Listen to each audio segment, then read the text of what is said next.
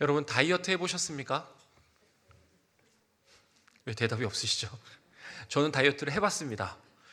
근데 이게 쉽지 않더라고요. 아마도 경험 있는 분들은 아시지 않을까 하는 생각이 드는데요. 이 다이어트를 실패한 사람들의 특징이 있답니다. 우선 결단을 하고 이 결심을 갖고 시작을 합니다. 야, 이번에는 진짜 한다. 야, 이제 저녁 안 먹겠다. 운동 꼭 한다. 그런데 어떻게 됩니까? 며칠은 해요. 일주일도 넘겨봅니다. 그런데 어느 순간 다시 돌아오죠. 왜입니까? 결심이 약해서가 아닙니다. 변화하기가 어렵기 때문이죠. 꼭 다이어트가 아니더라도 이런 변화가 어려워하신 경험이 있지 않습니까? 반복되는 습관, 잘못된 습관을 고치는 것, 인지된 성향, 내 성향을 변화시키려고 하는 것, 일상에서 사용했던 내 언어를 고쳐보려고 노력하는 것, 고친다고 결심을 해도 변화가 쉽지 않은 일들입니다. 그런데 이렇게 생각하다 보니까 신앙도 그런 것 같습니다. 이제는 말씀대로 살아야지. 이제는 기도해야지. 결심은 합니다. 그런데 삶이 그대로인 거예요. 왜 그렇습니까? 결심이 약해서가 아닙니다.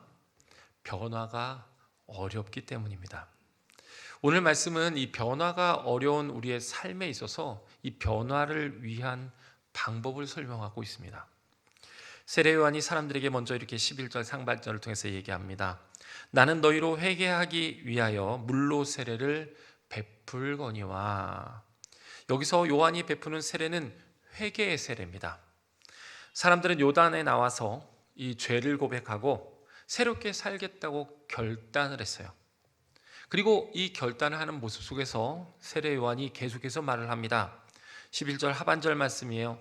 내 뒤에 오시는 이는 나보다 능력이 많으시니 나는 그의 신을 들기도 감당하지 못하겠노라. 그는 성령과 불로 너희에게 세례를 베풀 것이요. 사람들이 말합니다. 회개를 했는데 아니 또 세례가 필요하다고? 아니 물 세례로 충분한 거 아니야? 회개했으니까 이제 된 거 아니야? 요한이 말합니다. 아니요. 그걸로 부족합니다. 회개는 시작일 뿐 변화의 능력은 안 됩니다. 변화의 능력이 필요합니다. 출근을 막 하려고 하는데 부인이 남편에게 이렇게 말을 하는 거예요. 여보, 요즘 우리 애들이 사춘기가 크게 왔어요. 당신이 조금 더 자상하게 말해줬으면 좋겠어요. 남편이 결심을 합니다. 그래, 오늘부터 화내지 말자. 그리고 출근을 하는 거예요. 출근을 해서 회사에서 많은 스트레스 속에서 하루를 받고 살다 오다가 퇴근 후에 집에 옵니다. 그 집에 들어올 때 생각을 하는 거죠. 아, 그래, 오늘부터 화내지 않기로 했지. 마음을 잘 추스르고 이 가족들과 반갑게 인사를 하고 저녁 식사를 합니다. 거기까지는 좋았습니다. 그런데 저녁 시간에 이 업무 볼 게 좀 남아서 서류를 잠깐 보고 있는데 이 아이들이 시끄럽게 떠드니까 집중이 안 되는 겁니다. 그 순간 짜증이 밀려오는 순간에 야 조용히 하네. 그런데 이렇게 딱 말을 하고 나니까 아차 싶더래요. 그리고 또 후회를 하는 거죠. 청소년들 대상으로 수련회를 하다 보면요 마음이 제일 뿌듯할 때가 있습니다. 많은 청소년들이 회개를 하고 하나님께로 돌아설 때예요. 열정적인 찬양과 뜨거운 기도회를 통해서 하나님의 말씀을 따르기를 결심하고 하나님 바라보며 살기를 결심했을 때, 그런 모습을 볼 때면 하나님은 살아계시구나, 우리 다음 세대에 희망이 있구나라는 이 확신과 이 사역하는데 정말 뿌듯함을 느낍니다. 그런데요, 이 한 달 정도 시간이 흐르면요 마음이 무거워질 때가 됩니다. 왜냐하면 똑같은 거예요. 수련을 통해 하나님을 만났고 회개를 했는데도, 이 결심을 했는데도 똑같은 겁니다. 원래의 삶대로 돌아와 버린 거죠. 이처럼 삶을 변한다는 자체가 쉽지 않더라 하는 겁니다. 그런데 이게 사실 청소년만의 문제라고 생각할 수는 없습니다. 우리는 오늘도 예배를 드리고 하나님의 말씀을 듣고 또 때로는 하나님께 기도를 하며 하나님께 나아갑니다.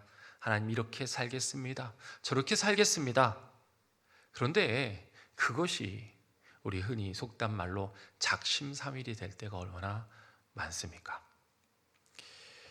이전의 삶을 청산한다는 게 결코 쉽지 않은 일이라 하는 거죠. 젊은 남녀가 만나서 행복을 꿈꿉니다. 서로를 향한 이 두근두근한 마음, 정말 애정이 가득한 마음을 갖고 만나기 시작합니다. 세상 모든 것을 다 줄 것처럼 데이트도 하고 오직 당신만 있으면 돼 라는 이 마음으로 결혼을 하죠. 행복만을 꿈꾸며 결혼 생활을 시작하고 있던 그 모습 속에서 한 달이 지나고 1년이 지나고 3년이 지나고 5년이 흐릅니다. 여러분, 그럼 어떻습니까? 서로를 향한 두근두근한 마음, 애정이 그 가득한 마음이 그대로 유지가 되던가요? 젊은 남녀의 시절에 약속했던 그 행복만을 꿈꾸고 말을 했던 그 이야기가 여러분 여전히 남아있던가요? 혹시 서로를 향한 기대가 점차 사라지고 있는 건 아닙니까?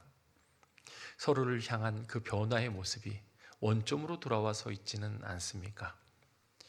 그 순간이 보이게 되면 우리는 그렇게 얘기합니다. 당신 변했어.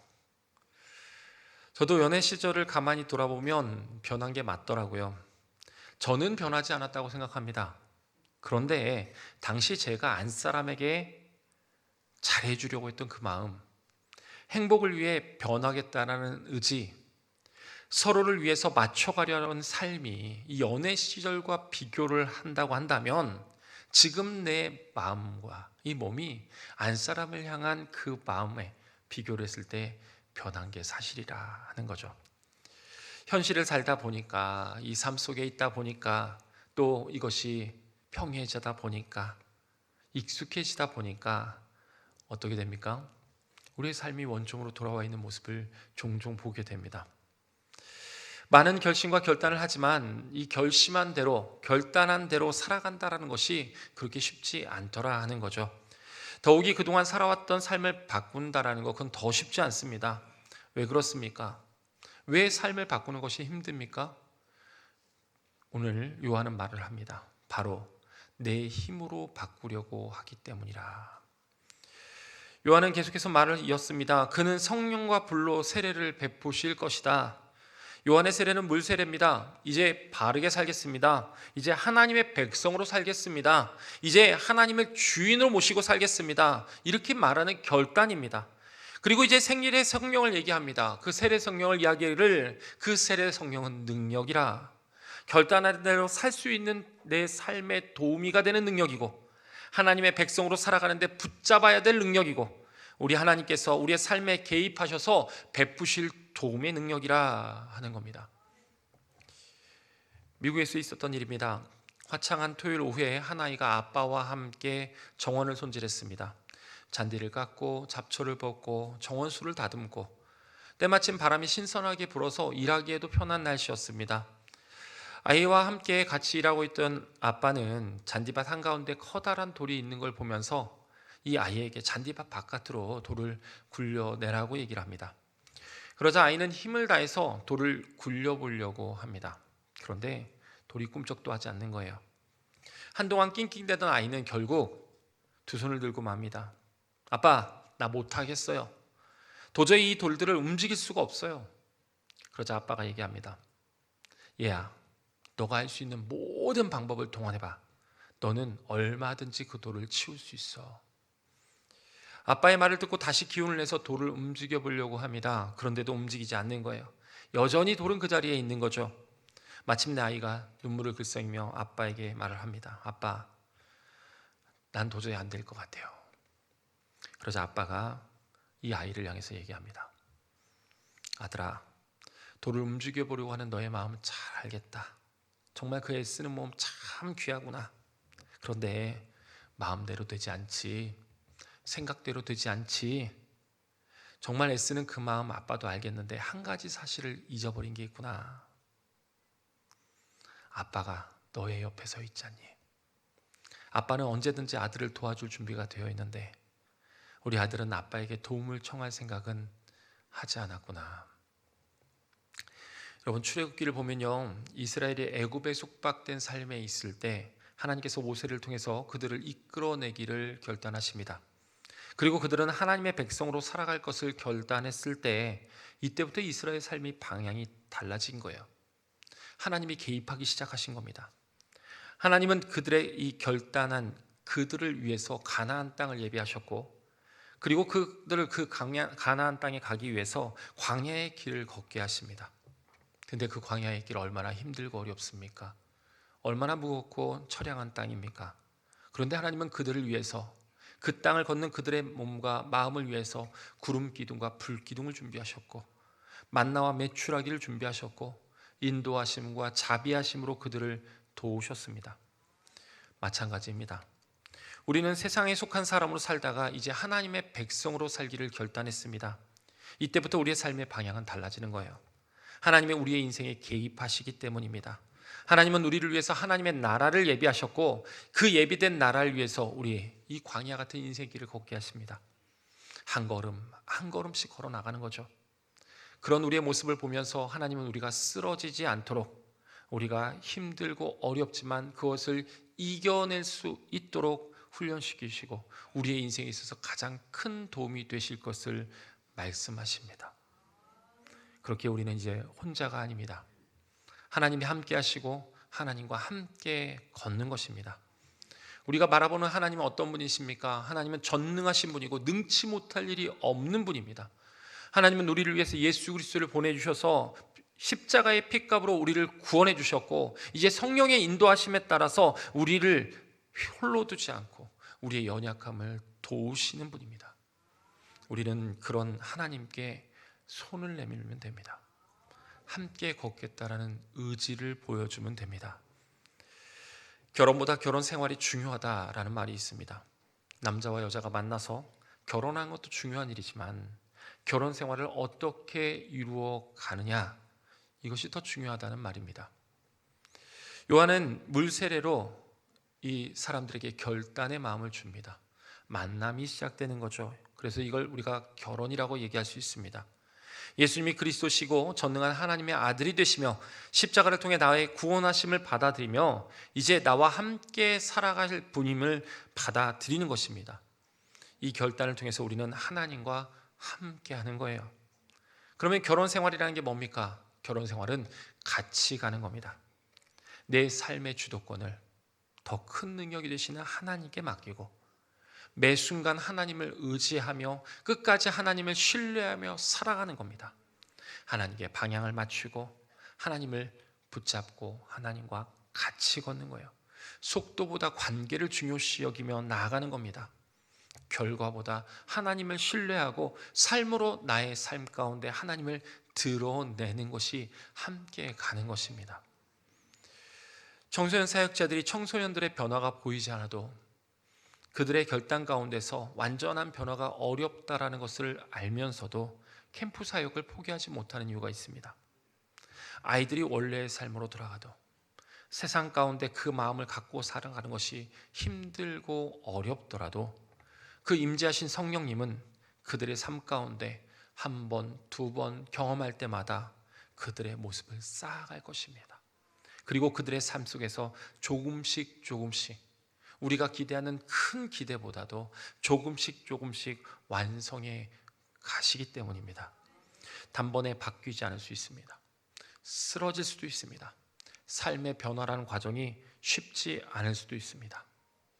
처음에 생각했던 그 마음을 잃어버릴 수도 있습니다. 그래도 우리에게는 함께 하시는 하나님, 함께 하시는 성령님이 계십니다. 넘어져도 다시 일으키시는 성령님입니다. 포기하고 싶을 때 붙잡아 주시는 성령님입니다. 변하지 않을 것 같은 내 모습을 보면 낙심할 때 괜찮다, 내가 너를 만들어 갈 거다, 이렇게 말씀하시는 성령님이 우리와 함께 하십니다.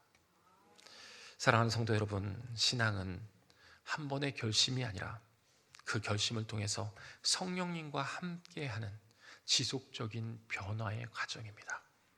그래서 오늘 말씀 12절은 이렇게 얘기하고 있습니다. 손에 키를 들고 자기의 타작마당을 정하게 하사 알곡은 모아 곡간에 들이고 쭉정이는 꺼지지 않는 불에 태우시리라. 이 말씀은 왠지 모를 심판의 말씀처럼 들리지만 그 심판의 말씀처럼 들리는 이 말씀 가운데 우리에게 분별하라는 말씀과도 같습니다. 성령이 임하시면 우리 안에 있는 쭉정이가 드러납니다. 하나님보다 세상을 더 사랑했던 마음, 여전히 버리지 못했던 죄의 습관, 이 사람의 시선을 하나님을 바라보는 시선보다 더 중요시 여겼던 나의 모습들이 드러나는 겁니다. 그리고 이것이 드러났을 때 우리 성령님은 그것을 태우시겠다 말씀하십니다. 때로는 그 태움이 아프기도 하고 불편하기도 하고 때로는 내 자존심을 무너뜨리기도 합니다. 그런데 여러분, 그 과정이 바로 우리 성령님이 주시는 변화의 과정입니다. 여러분, 금은 불 속에 들어갔을 때 정금으로 나타날 수 있습니다. 밀은 타작을 거쳐야 알곡이 되는 거죠. 우리의 신앙도 마찬가지입니다. 성령의 불을 지나갈 때 우리는 더 순결해지는 겁니다. 더 하나님을 닮아가게 되고 더 온전한 사람으로 세워져 가게 되는 것입니다.